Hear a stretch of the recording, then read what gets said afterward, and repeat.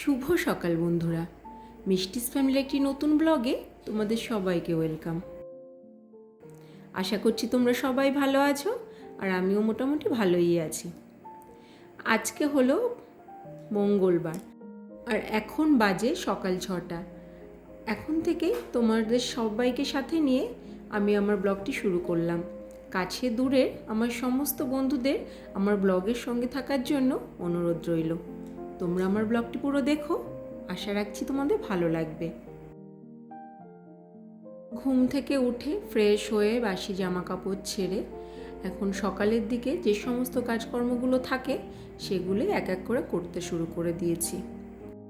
ছেলেকে আজকে আর স্কুলে পাঠাইনি, আর কাল বুধবার 2 অক্টোবর গান্ধী জয়ন্তী আর মহালয়া একসঙ্গে, তার জন্য স্কুল ছুটি থাকবে।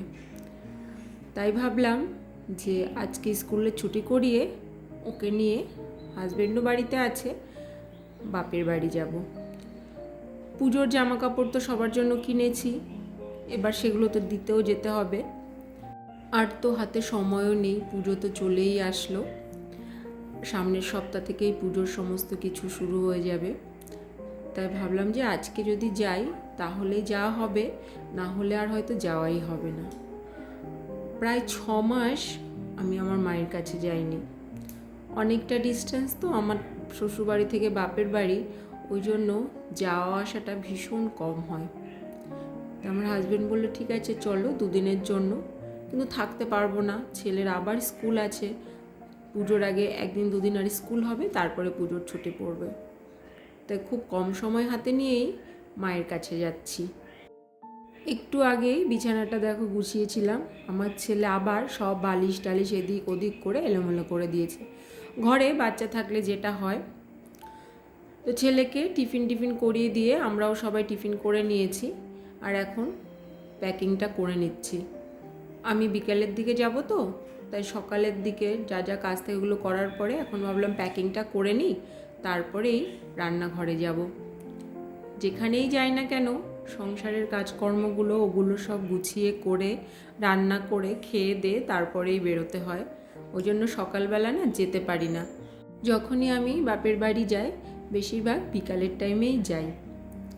তো এখানে যখন প্যাকিং করতে বসে পড়েছি, আমার ছেলেও চলে এসছে, ওর তো ভীষণ আনন্দ, ও মামা বাড়ি যাবে অনেক দিন পর। ও আমার সাথে এসে প্যাকিং করা শুরু করে দিয়েছে।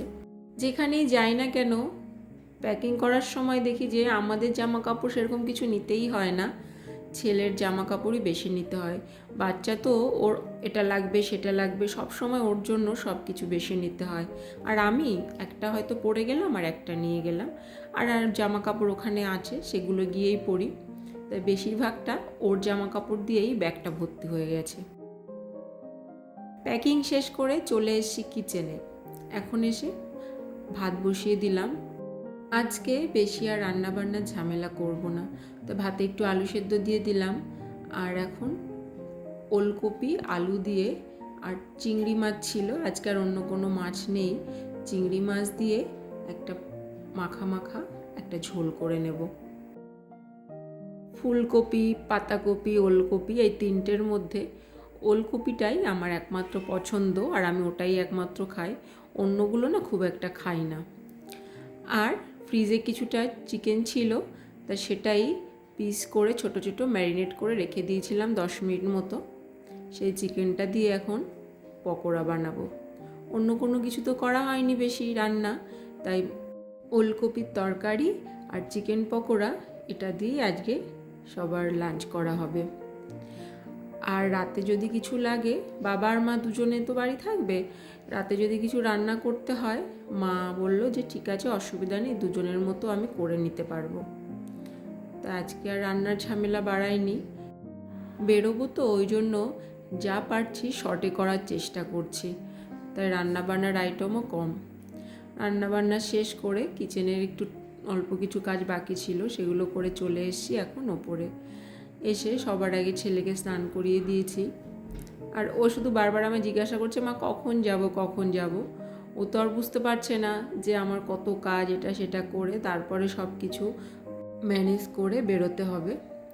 তো ওকে বলছিলাম যে তুমি এখন স্নান করছো, এরপরে খাওয়া দাওয়া করবে, তারপরে আধা ঘন্টা ঘুমোবে, তারপরে বেরোবো। এখন বাজে বিকেল 4টে মতো। ছেলেকে ঘুম থেকে তুলে দিয়েছি, বেশিক্ষণ ঘুমোয়নি, খাওয়া দাওয়ার পরে 40 মিনিট মতো ঘুমিয়েছিল। আর আমার একটুও রেস্ট হয়নি, সেই সকালে ঘুম থেকে ওঠার পর থেকে এটা সেটা কাজ, প্যাকিং করা, রান্না বান্না, তারপরে ছেলেকে স্নান করিয়ে খাওয়ানো, তারপরে আমি নিজে খেয়েছি। খাওয়ার পরে এটা সেটা টুকটাক যেগুলো কাজ ছিল গোছানো, সেগুলো করে বেরিয়ে পড়েছি। আমার বাড়িটা একদম স্টেশনের কাছে, সেজন্য খুব একটা অসুবিধা হয় না। 4:30 দিকে একটা ট্রেন ছিল, সেই ট্রেনটাই উঠেছি। চলে এসেছি শিয়ালদা আসার পরে আমার ছেলে বায়না করছে ও KFC-তে ঢুকবে। ও যতবার মামা বাড়ি যায়, ও আসা যাওয়ার যে কোনো একটা টাইম ওকে KFC-তে ওকে খাওয়াতে হবে। কিন্তু ওকে নিয়ে যেতে পারলাম না, কেননা আমাদের আবার ট্রেনের টাইম হয়ে যাচ্ছিলো। তাই ওকে বোঝাচ্ছিলাম যে বাবা, যখন তুমি বাড়ি ফিরবে তখন তোমাকে খাওয়াবো। আমার শ্বশুর বাড়ি থেকে শিয়ালদা একটা ট্রেন আসতে হয়, তারপরে আবার শিয়ালদা থেকে ট্রেন ধরে 1.5 ঘন্টা মতো জার্নি করে আমার বাপের বাড়ি। অনেকটা টাইম ট্রেনে কাটাতে হয়। বসো বসো, বাবার কাছে বসো।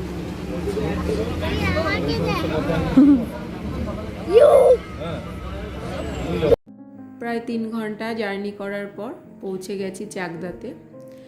তো মিষ্টি নিচ্ছি, আর আমাদের এখানের এই দোকানটায় মিষ্টিটা খুবই ফেমাস। যতবার এখানে আসি এখান থেকেই আমি মিষ্টি কিনি। আরও অনেক দোকান আছে, এমনিতে তো আমাদের চাকদার মিষ্টি খুব ভালো খেতে হয়, কিন্তু আমার না এই দোকানের মিষ্টি ছাড়া ভালো লাগে না। আর এখানে না সব সময় এরকম ভিড় লেগেই থাকে।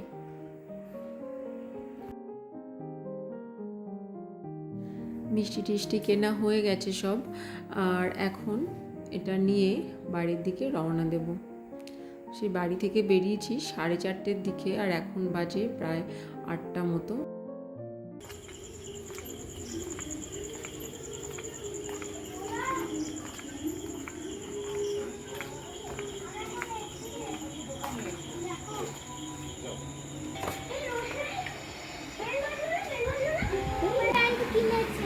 ও, তুই কি জামা প্যান্ট দেখার জন্যই এসেছিস? আইসক্রিমটা কার জন্য এনেছিস?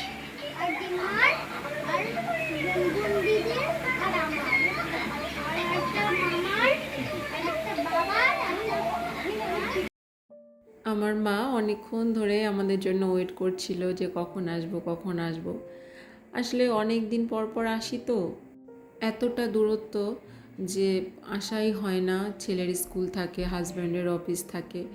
সত্যি বিয়ের পর মেয়েরা কেমন যেন পরই হয়ে যায়, তাই না? অনেক ইচ্ছা করে আসতে, কিন্তু পরিস্থিতির চাপে আসতেই পারি না। একটু কাছাকাছি যদি বাপের বাড়ি হয় তাহলে তো হয়তো দিনের দিন এসে চলে গেলাম, কিংবা এসে একদিন থেকে চলে গেলাম, কিন্তু সেটা তো আমার হয় না।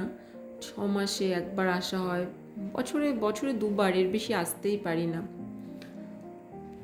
আসার পরে ফ্রেশ হওয়ার পরে কিছু খাবার দাবার খেলাম, আর এখন পুজোর জামা কাপড় যেগুলো আমরা ওদের দিতে এসেছি সেগুলো দেখাদেখি করছিলাম।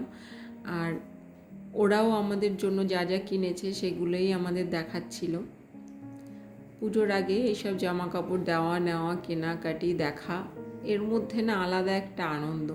সারা বছর অনেক জামা কাপড় কেনো, কিন্তু এরকম আনন্দটা না কোনো সময় হয় না। এখনও যেন আমাদেরও সেই বাচ্চাদের মতো আনন্দটা মনের মধ্যে হয়। বাড়িতে এসেছি, একদিকে যেমন ভীষণ আনন্দ হচ্ছে, কিন্তু আবার একটা খারাপও লাগছে যে মাত্র 2 দিনের জন্য এসেছি, বেশি সময় থাকতে পারবো না। মাত্র 2 দিনের জন্য মায়ের কাছে এসে পোষায় না, যাওয়ার সময় মনটা এত খারাপ হয়ে যায় কি বলবো। যাই হোক, যে 2 দিনের জন্য আছি সেটাই খুব ভালো করে কাটাই। তো চলো বন্ধুরা, আজকের মতো ভিডিওটা তোমাদের সঙ্গে এই পর্যন্ত শেয়ার করলাম। তোমাদের সঙ্গে দেখা হবে আবার নেক্সট ব্লগে। তোমরা সবাই ভালো থেকো, সুস্থ থেকো, আর আমার ভিডিও যদি ভালো লাগে তাহলে লাইক কমেন্ট অবশ্যই করো। সবাইকে জানাই টাটা।